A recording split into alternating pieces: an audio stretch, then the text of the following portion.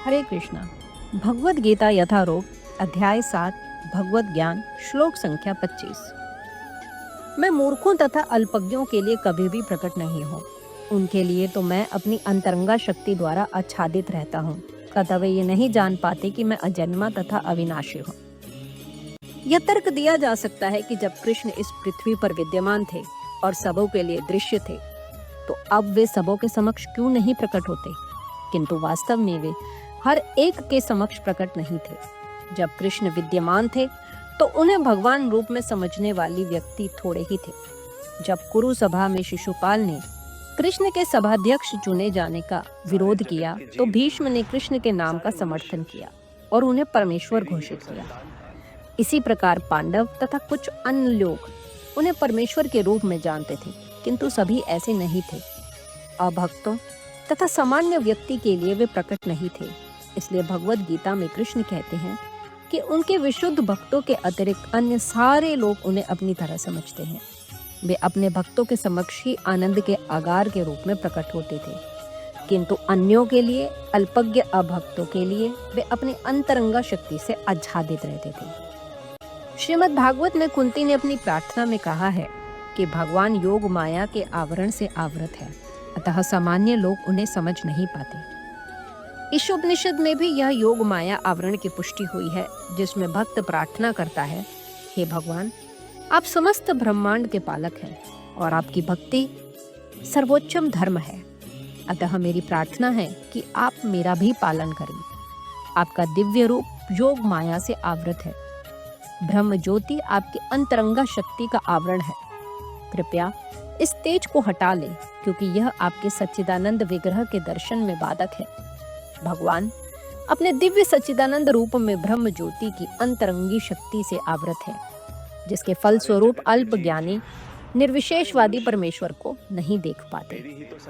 श्रीमद् भागवत में भी ब्रह्मा द्वारा की गई यह स्तुति है, हे भगवान, हे परमात्मा, हे समस्त रहस्यों के स्वामी, संसार में ऐसा कौन है जो आपकी शक्ति तथा लीलाओं का अनुमान लगा सके।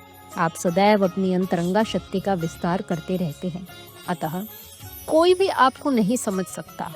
विज्ञानी तथा विद्वान भले ही भौतिक जगत की परमाणु संरचना का या कि विभिन्न ग्रहों का अन्वेषण कर ले, किंतु अपने समक्ष आपके विद्यमान होते हुए भी वे आपकी शक्ति की गणना करने में असमर्थ हैं। भगवान कृष्ण न केवल अजन्मा है, अपितु अव्यय भी हैं। वे सच्चिदानंद रूप हैं और उनकी शक्तियां अव्यय हैं। श्लोक संख्या 26। हे अर्जुन, श्री भगवान होने के नाते मैं जो कुछ भूतकाल में घटित हो चुका है, जो वर्तमान में घटित हो रहा है और जो आगे होने वाला है, वह सब कुछ जानता हूँ। मैं समस्त जीवों को भी जानता हूँ, किंतु मुझे कोई नहीं जानता। यहाँ पर सकारात्मकता तथा निकारात्मकता का स्पष्ट उल्लेख है। यदि भगवान कृष्ण का स्वरूप माया होता, जैसा कि मायावादी मानते हैं, तो उन्हें भी जीवात्मा की भांति अपना शरीर बदलना पड़ता और विगत जीवन के विषय में सब कुछ विस्मरण हो जाता।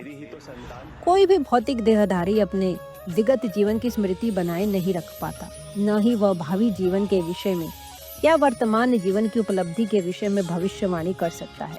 अतः वह यह नहीं जानता कि भूत, वर्तमान तथा भविष्य में क्या घट रहा है। भौतिक कल्मश से मुक्त हुए बिना वह ऐसा नहीं कर सकता। सामान्य मनुष्यों से भिन्न भगवान कृष्ण स्पष्ट कहते हैं कि वे यह भली भांति जानते हैं कि भूतकाल में क्या घटा, वर्तमान में क्या हो रहा है और भविष्य में क्या होने वाला है, लेकिन सामान्य मनुष्य ऐसा नहीं जानते हैं। चतुर्थ अध्याय में हम देख चुके हैं कि लाखों वर्ष पूर्व उन्होंने सूर्य देव विवस्वान को जो उपदेश दिया था, वह उन्हें स्मरण है। कृष्ण प्रत्येक जीव को जानते हैं, क्योंकि वे सबों के हृदय में परमात्मा रूप में स्थित है। किंतु अल्पज्ञानी प्रत्येक जीव के हृदय में परमात्मा रूप में स्थित होने तथा श्री भगवान के रूप में उपस्थित रहने पर भी श्री कृष्ण को परम पुरुष के रूप में नहीं जान पाते, भले ही वे निर्विशेष ब्रह्म को क्यों न समझ लेते हों। निस्संदेह श्री कृष्ण का दिव्य शरीर अनश्वर है। वे सूर्य के समान है और माया बादल के समान है। भौतिक जगत में हम सूर्य के समान है।